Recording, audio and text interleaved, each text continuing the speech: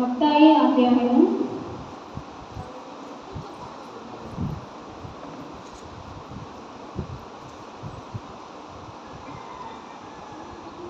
27వ అధ్యాయం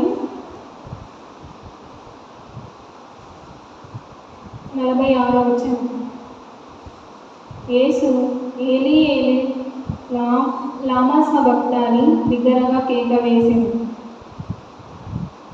అయితే ఈ మాటకు అర్థమైంది అంటే దేవుడు ఏలీ ఏలీ లామా సబక్తాని తన ఆత్మను దేవునికి అర్పించడం.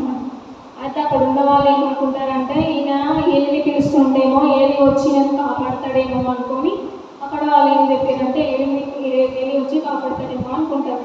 కాకపోతే దానికి ఆ మాటకి అర్థం అంటే నా దేవా నన్ను ఎందుకు చేయి విడిచిదివని అని అర్థం. దేవుడు ప్రభు అయిన తండ్రి దేవుని యొక్క చేయి ఎందుకు విడిచాడంటే ఈ 4వ మాట ద్వారా మనం ఏం నేర్చుకోవాలంటే పాపం నుండి మనల్ని విడిపించటకు దేవుడు ఈ లోకాన్ని విడిచిపెట్టి ఏమంటారు పరలోకానికి వెళ్ళింది, దేవుని దగ్గరికి వెళ్ళిందని మనం నేర్చుకోవాలి. అయితే పాపం నుండి మనం విడిపించడానికి ఎబ్రీ రాసిన పత్రిక 2వ అధ్యాయం 15వ వచనము, జీవిత కాలం అంతయు మరణభయము చేత దాసత్యమునకు లోబడిన వారిని విడిపించుటకు ఆయన కూడా రక్త మాంసములోని పాలివాడయ్యాడు. దేవుడు మన పాపను విడిపించుటకి రక్తం మాంసముల ద్వారా ఆయన పాలివాడయ్యాడు. రెండో మాట ఏం నేర్చుకోవాలంటే మన శత్రుత్వాన్ని పోగొట్టడానికి. మన శత్రువులు ఉంటారు, మనకి ఏమన్నా చెడు చేసామో వాళ్ళు మన శత్రువుగా భావిస్తారు. అలాంటి వాళ్ళని మన నుండి పోగొట్టడానికి దేవుడు మన నుంచి ఏమన్నా విడిచిపెట్టి దేవుడు తన ఆత్మని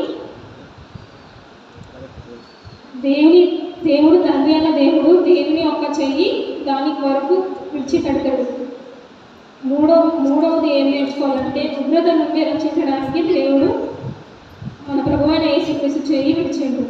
రోమా రాసిన పత్రిక 5వ అధ్యాయం 9వ వచనం, నిశ్చయంగా ఆయన ద్వారా ఉగ్రత నుండి రక్షించబడుతుంది. ఉగ్రత దేవుడు మన రావడానికి సమయం దగ్గర పడింది కాబట్టి ఆ ఉగ్రత నుండి మనం తప్పించుటకు దేవుడు ఈ లోకానికి వచ్చి శిలువ మీద మరణించి ఈ మాట పలికినప్పుడు దేవుడు తన చెయ్యి విడిచినప్పుడు దేవుడు తన చెయ్యి విడిచడం ద్వారానే మనకి పాపక్షమాపణ వచ్చింది. దేవుడు తన చెయ్యి విడవకుండా దేవుని బతికించుంటే మన పాపక్షమాపణ కలిగేది ఉండేది కాదు. 4వ మాట ఏమి నేర్చుకోవాలంటే మన నీతిమంతుగా చేయడానికి ఈ లోకానికి వచ్చింది. రోమా 5వ అధ్యాయము 9వ వచనం.